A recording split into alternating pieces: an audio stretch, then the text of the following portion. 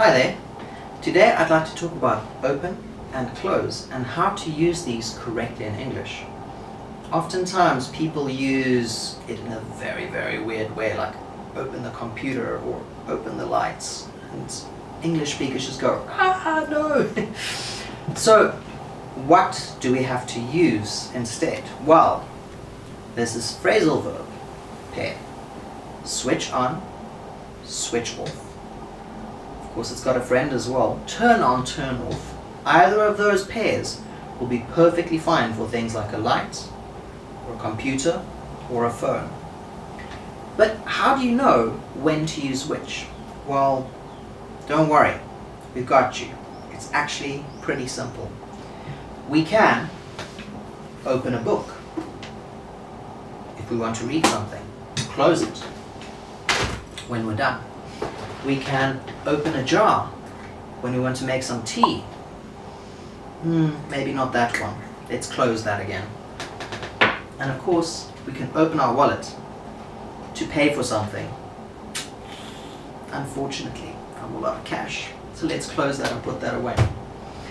When it comes to physical things like a door, a cupboard, a jar, a wallet, a book, we can open and close.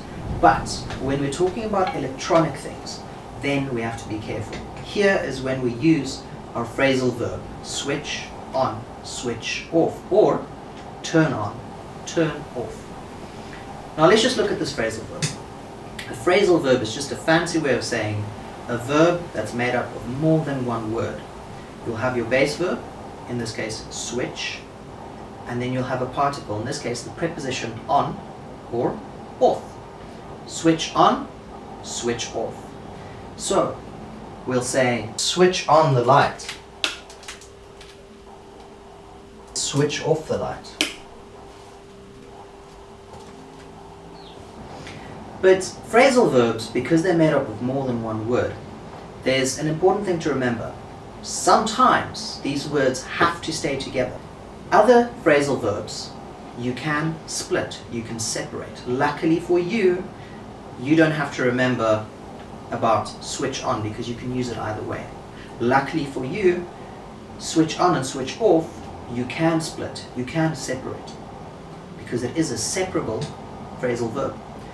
What do I mean by that? Well, it just means that you can say either switch on the light or switch the light on. Did you see what happened there? Switch on the light. The noun goes after the phrasal verb, or switch the light on. The noun goes in between. Switch the computer off. Please switch it off. Please switch off the light. All of those sentences are 100% perfectly fine in English. And of course, we're not saying open or close for something that's electronic, because that's just wrong. Don't forget though, you do have some items which can both be physical or electronic, like a desktop PC, a kettle. So if you want to switch on a computer, that's what it looks like. But if we open a computer, we do that so that we can look inside, maybe change some of our hardware or clean it out. Similarly, you can close a computer. But at no point when you open or close it do you get close to the power button. So with a kettle, we'll open the kettle, put some water in, close it, but of course we need to heat our water up, so we switch the kettle on, or we switch it on. Once it's finished boiling, it'll switch off. You can switch it on, you can open it, you can switch it off, you can close it. But when it comes to physical states, physical things, we use open and close.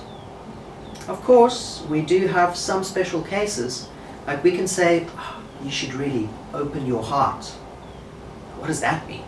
That's a bit of a strange image, but don't worry, it's nothing as weird as that.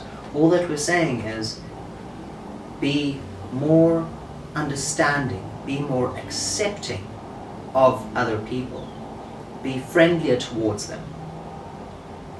So when it comes down to it, let's recap. Open and close, physical actions. Switch on, switch off, for something electrical.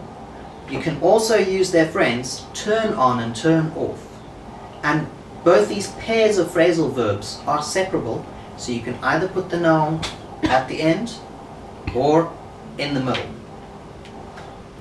I do hope you enjoyed our video today.